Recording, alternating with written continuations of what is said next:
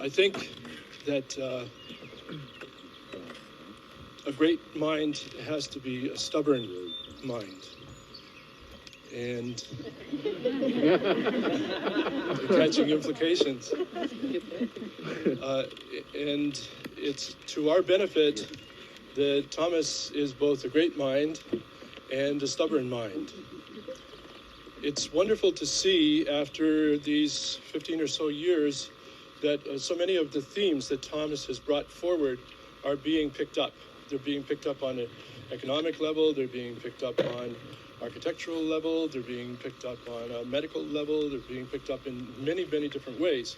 And also, I was just reading an article a couple of days ago in a theological journal where Raimundo Panikkar actually quotes The Dream of the Earth. I'm sure that's a thrill to Tom. What I'm saying is, a lot of what Tom has initiated is beginning to be unpacked. And someone else maybe would let that be over-significant, but Tom has a stubborn mind. And the theme that he's exploring, this Jubilee expression of retreat and colloquium with us, is the cosmology of religion. And where he's stubborn is in cosmology. I remember that about a dozen years ago, Newsweek magazine did an article on him and said two things. One is that instead of being the voice crying in the wilderness, which he was more significantly a voice crying for the wilderness. And they also said that he was the foremost eco-theologian in the United States, and we would add Canada, at that time.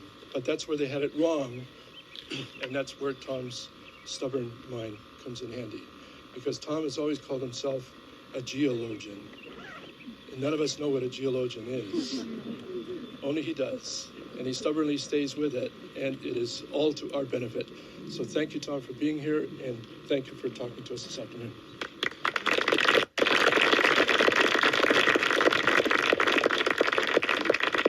Thank you, Steve.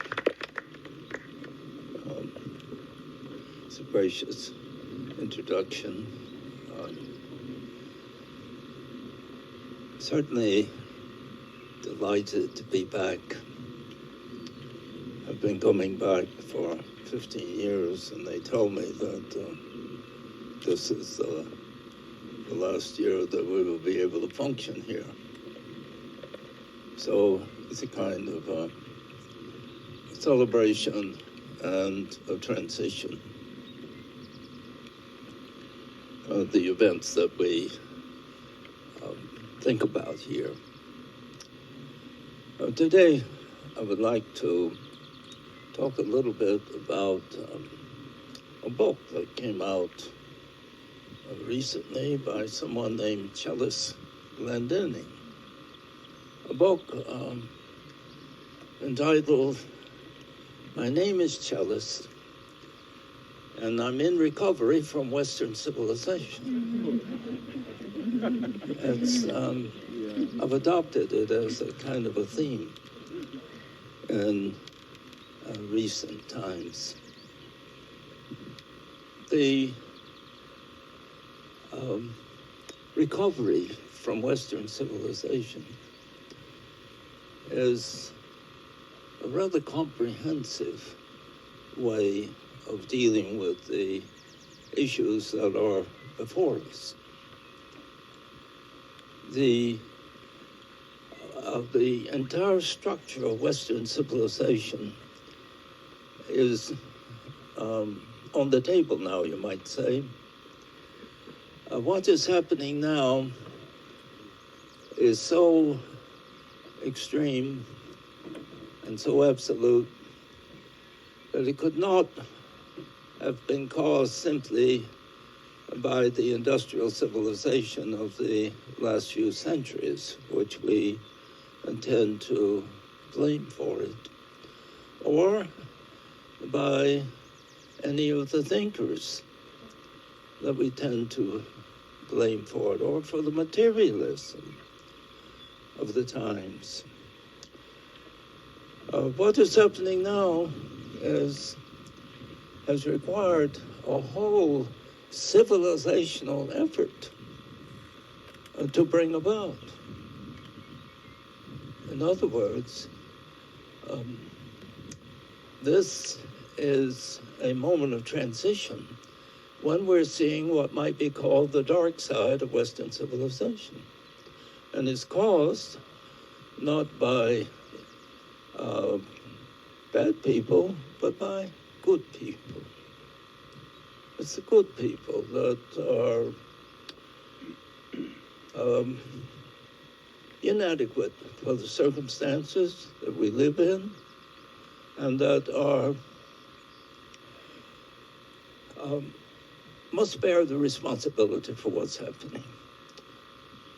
Because this period that we're into now is not just reconstructing in economics or simply the saving of forests here and there. What is involved is the challenge to the whole structure and meaning, we might say, of the universe, and certainly of the human. And the nearest thing we can come to it is that this is a moment when something like a meta-religious transformation is needed in the human venture, or a quasi-religious translation. I call it a meta-religious transformation, because none of the religions at the present time seem able to deal with the issue.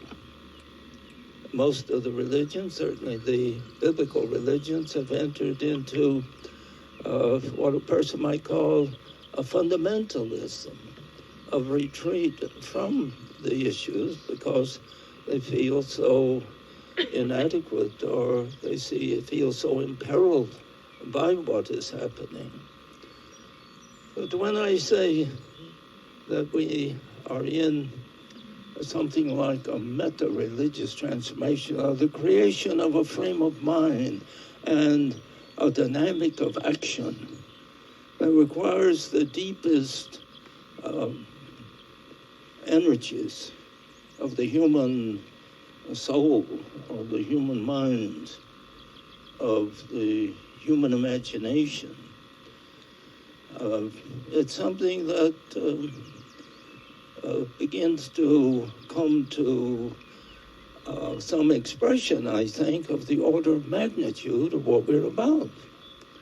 Because I find consistently that people in whatever branch of life they speak from, that they underestimate what we're dealing with. The ecologists themselves seem so frequently to be far from adequate for the issues that we face, and it's very necessary. All the efforts that are being made are very necessary, and I don't mean to detract from them or to weaken the efforts that are being made. But I do say that the confrontation with the issues that are before us requires something more. In fact, all four of the establishments that govern our lives are, at the present time, inadequate. The political establishment, the economic establishment, the intellectual establishment, and the religious establishment. None of these are dealing with the basic issue.